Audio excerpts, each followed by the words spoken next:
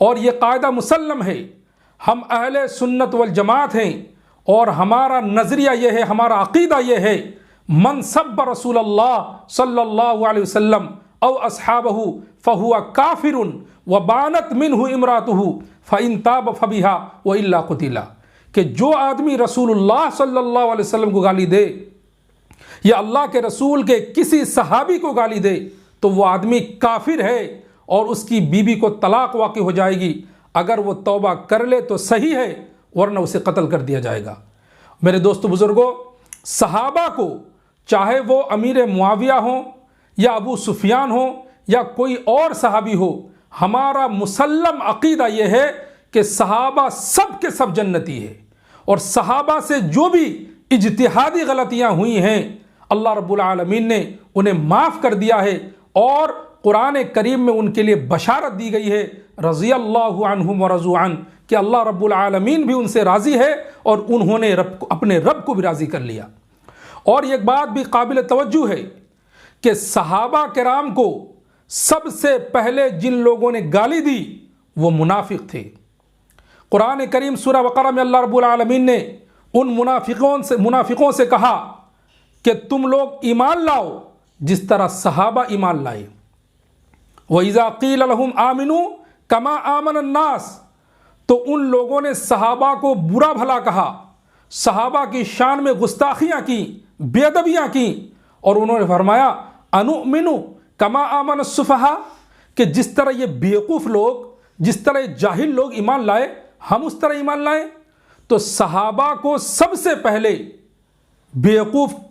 منافقوں نے کہا ہے، لیکن قربان جائیے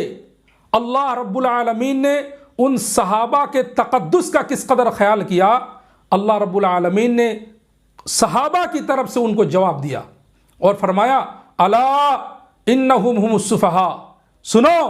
یہ لوگ جو صحابہ کو بیوقوف کہہ رہے ہیں یہ خود بیوقوف ہے۔ یہاں سے حضرت علامہ خالد محمود نور اللہ مرقدہ نے ایک قاعدہ نکالا ہے کہ صحابہ کو جیسا کہو گے آسمان والوں سے ویسا ہی سنو گے۔ اگر کوئی آدمی صحابہ کو کہے کہ بیوقوف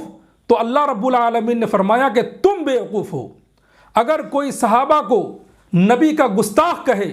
اللہ رب العالمین کی طرف سے آواز آئے گی تو گستاخ رسول ہے۔ اگر کوئی صحابہ کو کافر کہے رب کعبہ کی قسم اللہ رب العالمین کی طرف سے یہ صدا آئے گی کہ تو کافر ہے۔ اور اگر کوئی کہے کہ صحابہ جنتی ہے تو انشاءاللہ آسمان سے یہ صدا آئے گی کہ تو بھی جنتی ہے یہ گنبد کی صدا جیسی کہو ویسی سنو۔ تو حضرت امیر معاویہ رضی اللہ تعالیٰ عنہ کو جو لعن طعن کیا جاتا ہے اس کی بنیادی وجہ یہ ہے کہ حضرت امیر معاویہ رضی اللہ تعالیٰ عنہ کا بیٹا یزید جس نے امام حسین رضی اللہ تعالیٰ عنہ کو شہید کیا، یا شہید کا شہادت کا وجہ وہی بنا۔ لیکن اس بات کو آپ سنجیدگی سے سماعت فرمائیے کہ باپ کے عمل بیٹے کے لیے یا بیٹے کے عمل سے باپ کی گرفت نہیں ہوگی۔ وَلَا تَزِرُ وَازِرَةٌ وِزْرَ أُخْرَىٰ، ہر شخص اپنے گناہوں کا بوجھ خود اٹھائے گا۔ اگر بیٹے نے غلطی کی ہے تو اس کی سزا باپ کو نہیں دی جا سکتی، باپ کی غلطی پر بیٹے کو سزا نہیں دی جا سکتی، اور ہر شخص کو اس کے اپنے اعمال کے بارے میں قیامت کے دن سوال ہوگا۔ میرے دوستو بزرگوں، اگر اس طرح معاملہ چلے کہ بیٹے کی غلطی پر ہم باپ کو مواخذہ کریں، باپ کا مواخذہ کریں، تو پھر سلسلہ آگے بڑھتا ہی چلا جائے گا۔ آپ کو شاید معلوم ہے کہ حضرت نوح علیہ السلام کے بیٹے کنعان جو بے ایمان تھا، کافر تھا، مشرک تھا، اور باوجود یہ کہ حضرت نوح علیہ السلام نے انہیں اسلام کی طرف دعوت دی، کلمہ کی طرف دعوت دی اور اللہ کی توحید کی طرف ان کو بلایا، لیکن وہ آیا نہیں۔ اس کے باوجود حضرت نوح علیہ السلام پر کوئی داغ نہیں لگتا۔ کیوں؟ اس لیے کہ ہر شخص کا اپنا اپنا عمل ہوتا ہے۔ اور حضرت ابراہیم علیہ السلام بیٹے اور ان کے باپ آزر جو خود مشرک تھے، بت پرست تھے اور بتوں کی تعمیر، بتوں کو بنایا کرتے تھے، لیکن اس کے باوجود قیامت کے دن حضرت ابراہیم سے یہ سوال نہیں کیا جائے گا کہ تمہارے باپ مشرک کیوں تھے اور انہوں نے شرک کیوں کیا، یہ حضرت ابراہیم علیہ السلام سے نہیں پوچھا جائے گا۔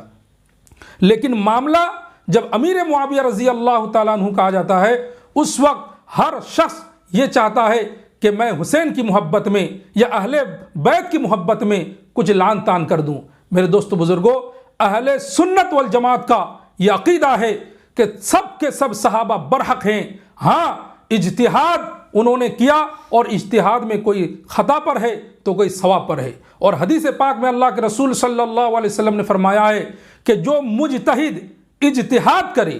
اور اپنے اجتہاد میں وہ خطا ہو، غلطی ہو جائے اس سے، پھر بھی وہ ایک اجر پائے گا، ایک ثواب اس کے نامہ اعمال میں لکھا جائے گا۔ اور اگر اجتہاد صحیح ہو تو اللہ کے رسول فرماتے ہیں ڈبل اجر کے وہ مستحق ہے۔ لہٰذا کم سے کم امیر معاویہ رضی اللہ تعالیٰ عنہ کی شان میں گستاخی کرنے سے پہلے یہ سوچیں کہ امیر معاویہ ہیں کون، اللہ کے رسول صلی اللہ علیہ وسلم کے سامنے ان کا مقام کیا تھا، ان کی قدر و منزلت کیا تھی۔ آپ کو معلوم ہے کہ اللہ رب العالمین کی طرف سے جب وحی آتی تھی، قرآن کریم کی آیتیں نازل ہوتی تھیں، تو کچھ صحابہ اللہ کے رسول صلی اللہ علیہ وسلم کی ان وحیوں کو یا ان آیتوں کو لکھ لیا کرتے تھے، جن کو کاتب وحی کہا جاتا ہے۔ اور ان خوش نصیب صحابہ میں حضرت امیر معاویہ رضی اللہ تعالیٰ عنہ بھی کاتب وحی تھے۔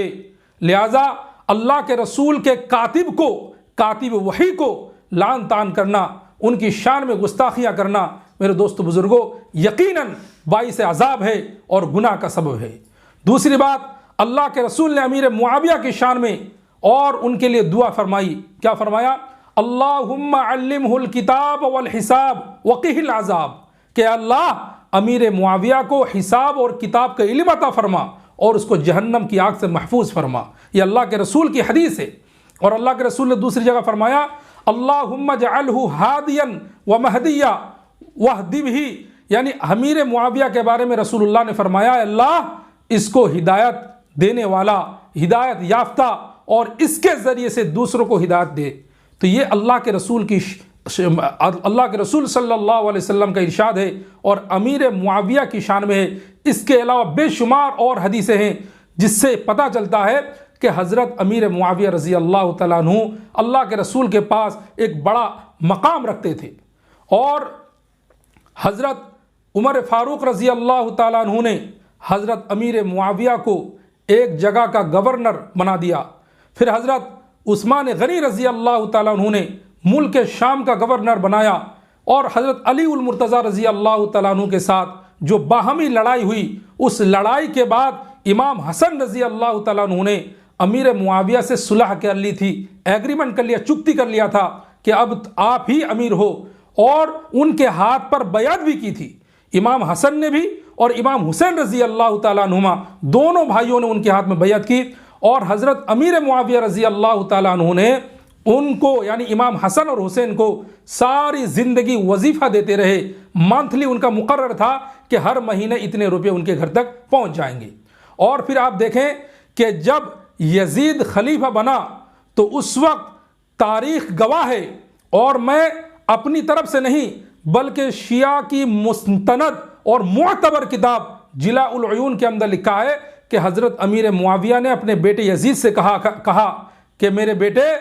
امام حسین کا خیال کرنا۔ امام حسین کو جو نبی سے قرب تھا،